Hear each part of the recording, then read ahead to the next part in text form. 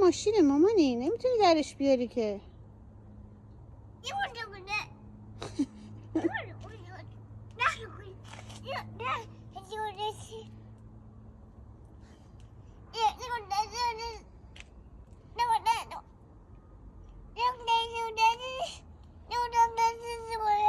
در نمیاد ماما هرچی بهش میگی؟